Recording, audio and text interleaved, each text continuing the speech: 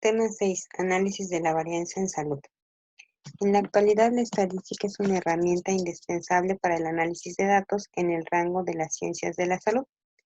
Determina la concepción del tratamiento y el análisis de lo que se pretende investigar. El análisis de varianza se utiliza para estimar y probar la hipótesis.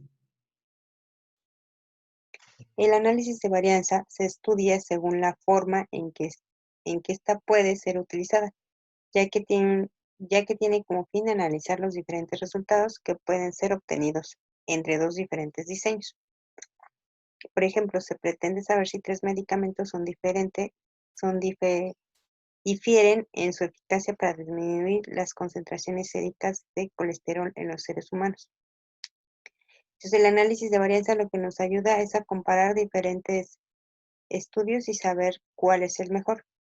Por ejemplo, se tiene una población y a la misma población se le dan los tres medicamentos, se estudia, o sea, al inicio se les hace un estudio para ver los niveles de colesterol en la sangre y se les hace un estudio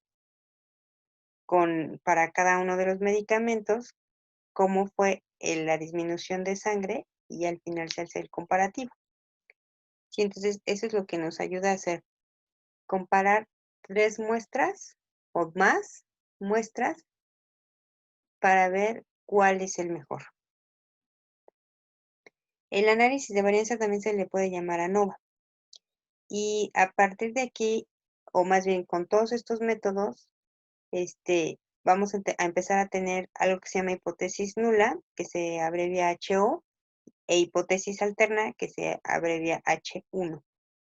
Estas hipótesis lo que nos van a ayudar es establecer la comparación entre ellos y poder decidir.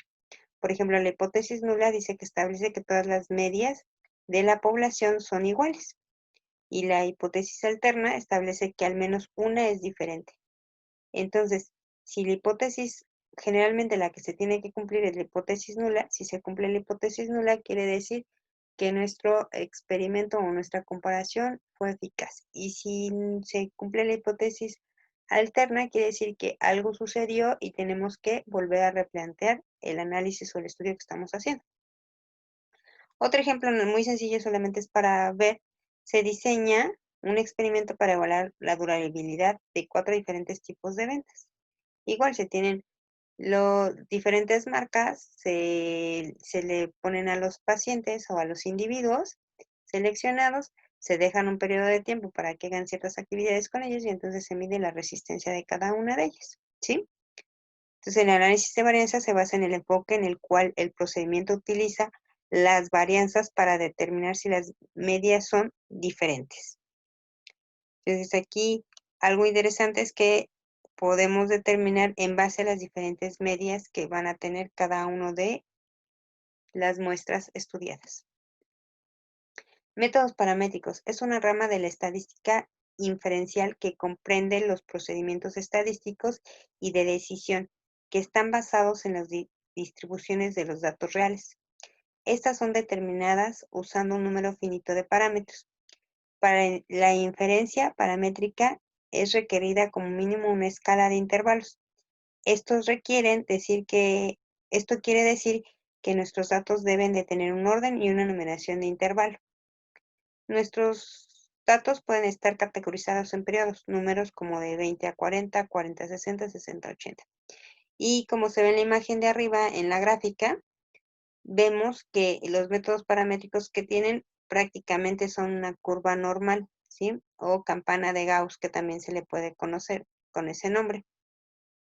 Esto quiere decir que en estas muestras, que son muestras representativas o normales, ¿sí? Vamos a poder medir la media, la mediana, la desviación estándar, ¿sí? Y van a tener un comportamiento muy normal, ¿sí? Y fácilmente estudiado. En la gráfica, la imagen de abajo, en la tabla, vemos cómo se pueden agrupar cuando las muestras son muy grandes, ¿sí? Se pueden agrupar en periodos. Por ejemplo, aquí dice del 1 al 10, del 11 al 20, del 21 al 30, y así sucesivamente se le pueden sacar la frecuencia acumulada, frecuencia relativa y frecuencia relativa acumulada. Esto ya lo sacaron ya lo hicieron o ya lo conocieron en el primer semestre que vieron, ay, no me acuerdo cómo se llamaba la materia, creo que algo relacionado con estadística, pero ya vieron cómo se pueden obtener cada uno de estos. Especificaciones de una distribución. Una distribución de probabilidad de una variable aleatoria es una función que asigna a cada suceso definido sobre la variable la probabilidad de que dicho suceso ocurra. Esta está definida sobre el conjunto de todos los sucesos y cada uno de los sucesos en el rango de valores de variable aleatoria. Tiene una relación estrecha con la distribución de frecuencia, ¿sí? Acuérdense que la frecuencia es el número de veces que se repite algo, ¿sí? Entonces, que tiene que ver con estas distribuciones, cómo se van dando y cómo estamos hablando de curvas normales. Y entonces algunos de los ejemplos de los métodos paramétricos que se pueden utilizar que tienen un comportamiento normal, como ya habíamos dicho, es la distribución binomial, la distribución de Poisson y la distribución hipergeométrica, que tiene que ver nada más con la forma de obtención de los datos y los datos que se están analizando. Por ejemplo, en la distribución binomial dice que describe el número de aciertos de una serie de n experimentos independientes como posibles resultados binarios, es decir, se tienen solamente respuestas de sí o no. Todos ellos con probabilidades de acierto, que es una P, que es la probabilidad, y la probabilidad de falla, que es Q, que es 1 menos P. La distribución de Poisson eh, describe el número de eventos individuales que ocurren en un periodo de tiempo determinado. Y la distribución hipergeométrica mide la probabilidad de obtener X elementos de una determinada clase formada por D elementos pertenecientes a una población de N elementos, tomando una muestra de N elementos de una población sin reemplazo. Esto es que se va a trabajar solamente de esa población con un periodo de muestra que va a ser el representativo y va a tener ciertos límites, ¿sí? Aún así tiene un comportamiento normal como se aprecia en la gráfica de aquí abajo, ¿sí? Ahora tenemos métodos paramétricos y métodos no paramétricos. Los métodos paramétricos, como ya dijimos, tienen un comportamiento normal, se trabajan con muestras muy grandes y podemos obtener media, mediana, moda, frecuencias relativas, desviaciones, varianzas, podemos obtener prácticamente todo y tenemos un comportamiento normal y una gráfica normal. Mientras que en los métodos paramétricos se trabajan con muestras muy pequeñitas que no son tan representativas, son un poco más complejas, se tienen que trabajar por medio de fórmulas muy complejas y comparar con los gráficos teóricos que ya están definidos, ¿sí? Y no tienen un comportamiento normal como se observa aquí en la gráfica. Dice, es una prueba de hipótesis que no requiere que la distribución de la población sea caracterizada por ciertos parámetros. Por ejemplo, muchas pruebas de hipótesis parten del supuesto de que la población sigue una distribución normal con los parámetros de media y desviación estándar. Las pruebas no paramétricas no parten de este supuesto, de modo que son útiles cuando los datos son considerablemente no normales y resisten a las transformaciones. Los métodos no paramétricos son útiles cuando no se cumple la supuesta normalidad y el tamaño de la muestra es pequeño, se elimina su supuesta normalidad. Estos son ejemplos de algunas de las pruebas paramétricas y no paramétricas que se pueden utilizar. Hay muchísimas más, ¿sí? Tenemos en las pruebas paramétricas prueba del signo, prueba de Wilcox, prueba de Mann-Whitman, prueba de Cross-Wallis, prueba de la mediana de Mott, prueba de Friedman, que son de las más conocidas, pero hay muchísimas más. Pruebas paramétricas, prueba Z, prueba de TED-Student, ANOVA, que son diferentes, pero todas tienen que ver con el análisis de la varianza, ¿sí? Y tenemos algo que se llaman muestras aleatorias independientes, que son muestras que se seleccionan de forma aleatoria para que sus observaciones no dependan de los valores de otras observaciones. Las muestras dependientes son mediciones de un conjunto de elementos, ¿sí? Y las muestras independientes son mediciones realizadas en dos conjuntos de elementos distintos. Acuérdense que las dependientes quiere decir que dependen de la otra, ¿sí? Para poderse para poder tener esta relación. Y las independientes no dependen de ninguna. ¿Sí? Entonces vamos, dependiendo de la muestra, pues vamos a tener diferentes tipos de variables. ¿Sí? Y entonces, para aclarar un poquito las variables con las que podemos trabajar, dice que las variables aleatorias se simbolizan con la letra X, la cual está asociada con, con los eventos aleatorios simples de un experimento dado. Y tenemos variables cualitativas y variables cuantitativas.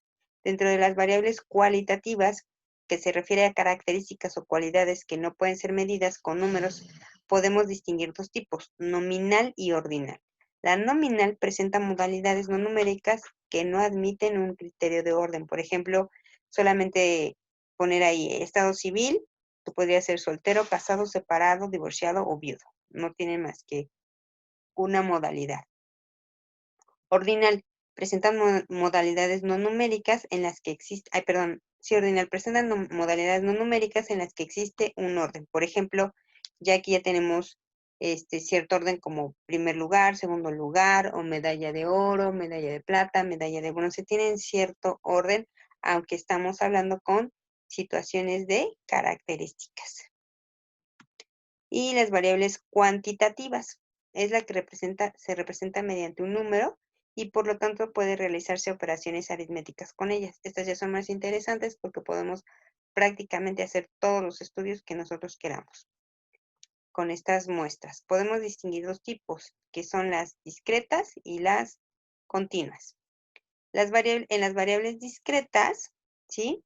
Es aquella que toma valores aislados, es decir, no admite valores intermedios entre los valores específicos. Ejemplo, si tienen un resultado en unas observaciones, pues solamente puede ser 1, 2, 3, 4, 5, 6, 7, así hasta el número de muestras que estén trabajando.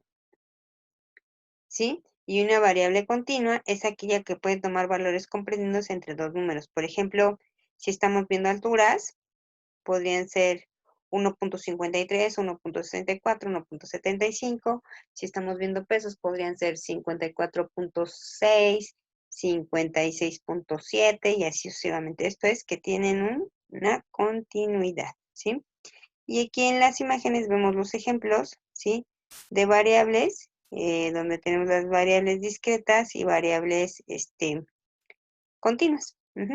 Diferentes ejemplos. Y una vez que hacemos todos estos estudios y analizamos el comportamiento de de la población o de las muestras, podemos tener algo que se le llama valor crítico en una gráfica, ¿sí? Dice que el valor crítico es un punto en la distribución del estadístico de prueba bajo la hipótesis nula que define un conjunto de valores que apoyan el rechazo de la hipótesis nula. Este conjunto se denomina región crítica. Acuérdense que teníamos dos hipótesis, la hipótesis nula y la hipótesis alterna. Entonces, por eso es importante que veamos cómo se comportan en una gráfica. Por lo general, las pruebas unilaterales tienen un valor crítico y las pruebas bilaterales tienen dos valores críticos, ¿sí? Aquí tenemos una prueba unilateral que solamente tiene un valor crítico, que acuérdense que ya habíamos dicho que la parte final de las colas de las gráficas son la parte donde están las muestras o los errores que no vamos a querer. O sea, esta parte de aquí, la que está en rojo, es lo que no nos interesa, ¿sí? Mientras que las pruebas bilaterales tienen dos colitas, ¿sí? De rechazo, ¿sí?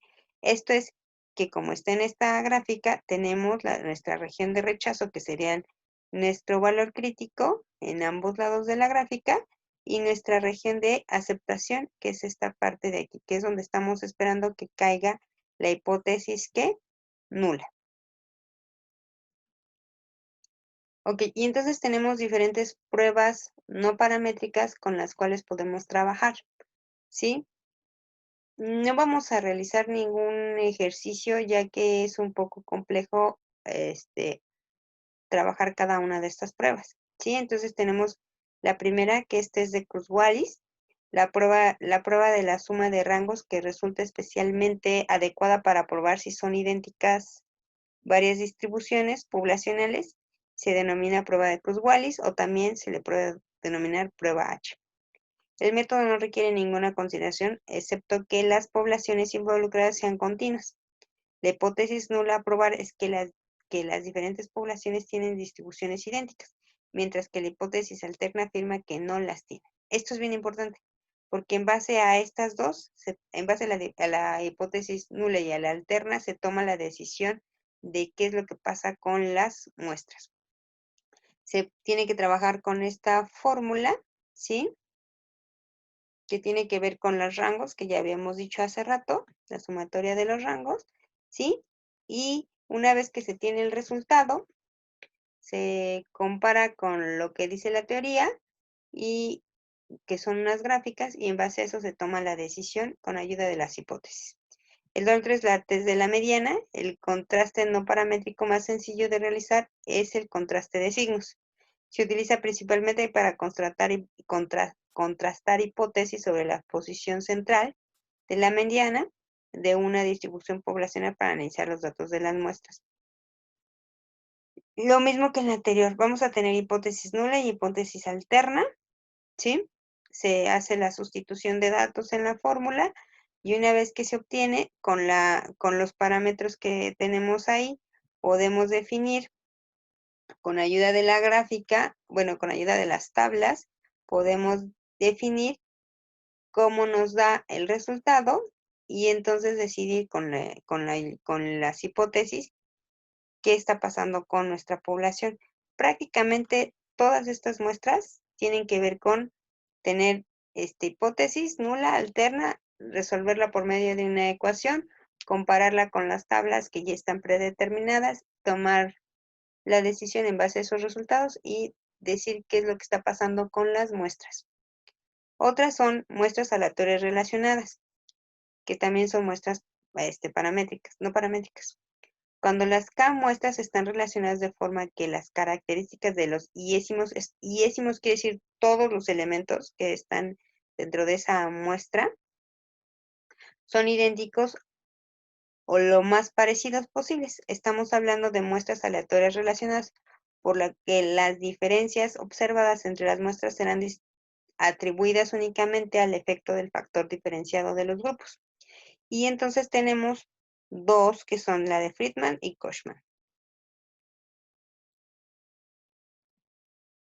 La prueba de Friedman es una prueba no paramétrica equivalente a la prueba NOVA para dos factores del método. Consiste en ordenar datos por filas o bloques, reemplazándolos por su respectivo orden y realizar ciertos cálculos.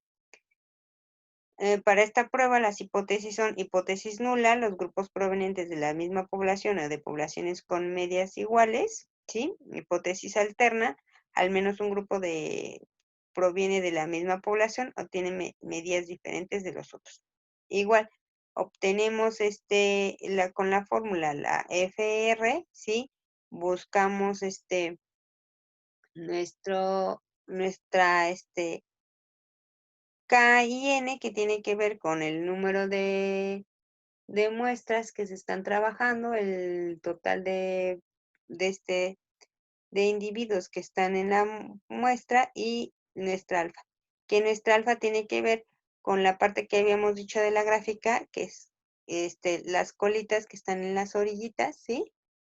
Tiene que ver con esta parte, ¿sí? Entonces, son situaciones un poco más complejas que se tienen que ir haciendo o se van entendiendo mejor con ayuda de las diferentes fórmulas, ejercicios y actividades que se tendrían que hacer, pero por los tiempos no podemos hacer esta parte.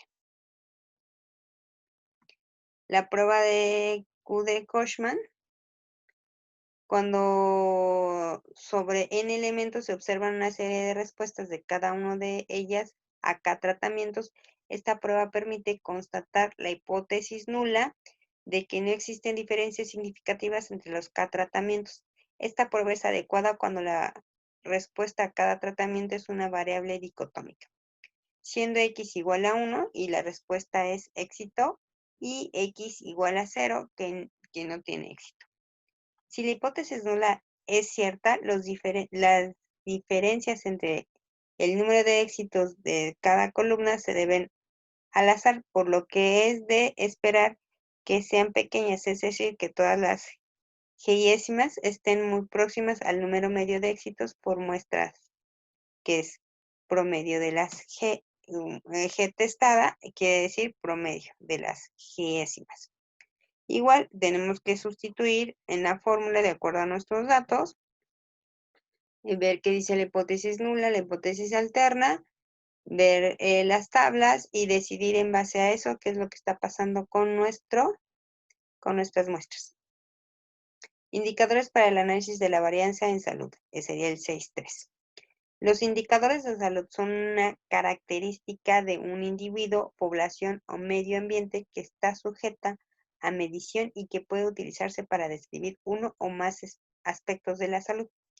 Pueden utilizarse para definir los problemas de salud pública en un momento determinado, indicar los cambios en el nivel de salud a largo tiempo, definir las diferencias en salud de las poblaciones y para evaluar si están alcanzando los objetivos en un programa. La idea de todo lo que vimos anteriormente es que veamos el comportamiento de una población, ya sea de una población grande o de una población pequeña, o sea, que las muestras sean representativas o que la muestra no sea tan representativa, para ver el comportamiento poblacional y entonces decidir qué es lo que está pasando y obtener los diferentes indicadores de salud para ver qué pasa con relación al comportamiento de la población ante una enfermedad y cómo poder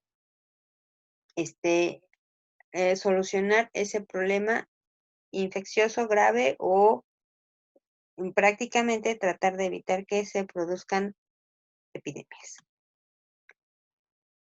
6.3.1. Efectos de los tratamientos. En medicina, tratamiento o terapia es el conjunto de medios de cualquier clase, higiénico, farmacéutico, quirúrgico, físico, cuya finalidad es la curación o el alivio de las enfermedades o síntomas.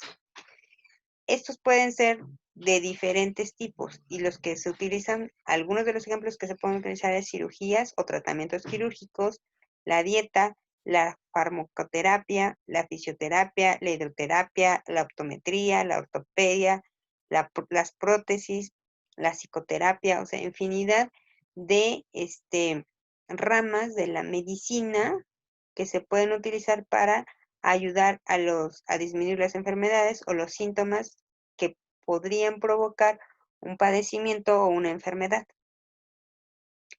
6.3.2. Suministro de calmantes. Entonces, con ayuda de todos estos también surge algo que es cómo suministrar el medicamento y entre ellos tenemos pues los calmantes.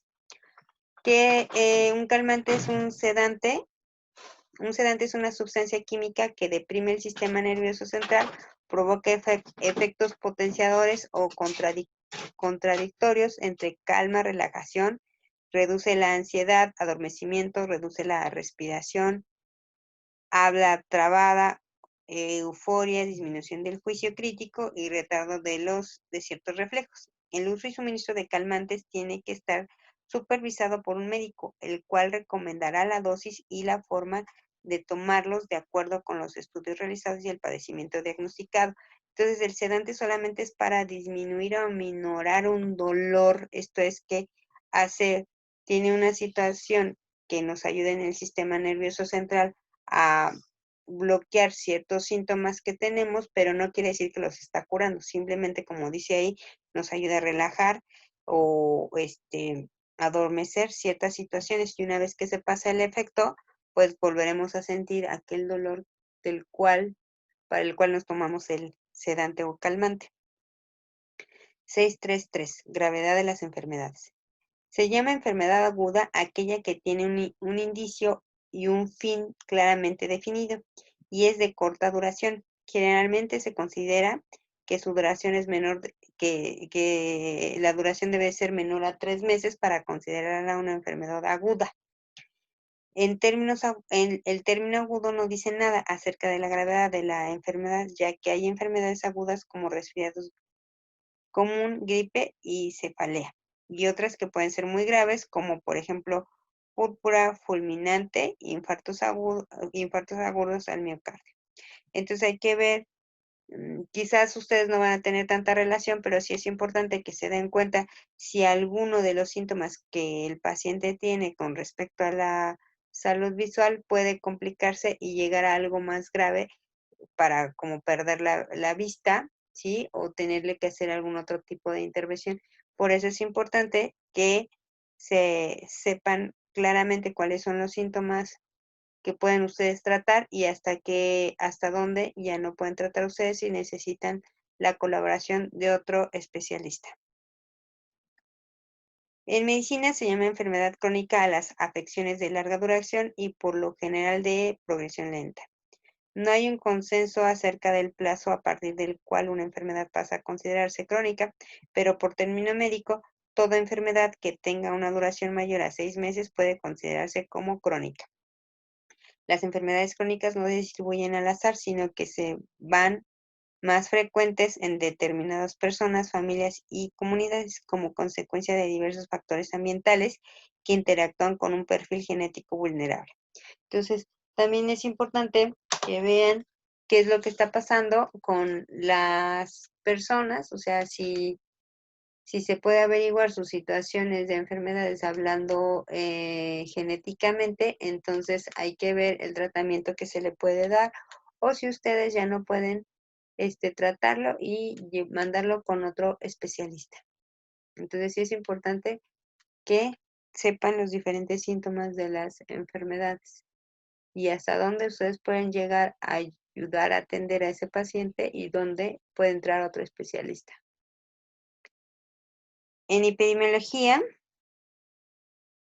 se entiende como enfermedades crónicas aquellas enfermedades de alta prevalencia y no curables. En general incluyen enfermedades cardiovasculares, cardiopatías isquémicas, insuficiencias cardíacas, enfermedades cerebrovasculares principalmente, enfermedades neoplásticas sin tratamiento curativo, enfermedades respiratorias crónicas, enfermedades pulmonares, enfermedades osteoculares, artritis reumatoide, artrosis, enfermedades invalidantes, diabetes mellitus y otras.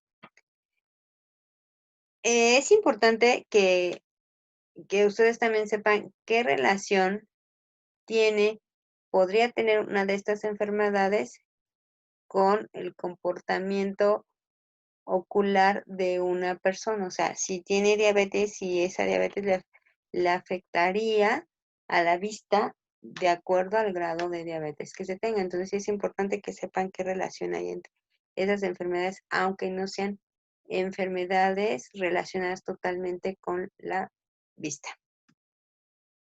Las enfermedades crónicas graves tienen por causa factores de riesgo comunes y modificables. Dichos factores de riesgo explican la gran mayoría de las muertes por este tipo de enfermedades a todas las edades, en hombres y mujeres y en todo el mundo. Entre ellos destacan una alimentación poco sana, una inactividad física y el consumo de tabaco. Estos factores son muy importantes para poder desencadenar algún tipo de enfermedades y en la actualidad posiblemente poder hacer ciertas epidemias que podrían ser controlables porque no son de enfermedades transmisibles, por ejemplo, la diabetes que puede surgir de personas con sobrepeso, ¿sí? Entonces, ¿y qué podría provocar ese aumento de personas con sobrepeso, por ejemplo, en una situación visual? Con esto terminamos el tema y tendrían que hacer el cuestionario 3, que es un cuestionario bastante largo, ya que el tema es muy grande. A pesar de que lo vimos muy resumido y les traté de hacer muy compacto, aún así es un tema muy grande. Entonces, este sería el cuestionario que tienen que entregar en la próxima clase. Tienen que hacer la actividad 3, que también la tienen que entregar en la próxima clase. Y con esto terminamos el segundo parcial, ¿sí? Que tiene que ver, si se dan cuenta, con situaciones totalmente de cómo podemos analizar muestras, poblaciones para ver sus comportamientos y poder determinar situaciones totalmente de salud, que a lo mejor esas situaciones de salud pueden relacionarse con comportamientos, ¿sí? De con comportamientos que pueden tener relación para, por ejemplo, sus situaciones visuales, o sea, tener una relación con situaciones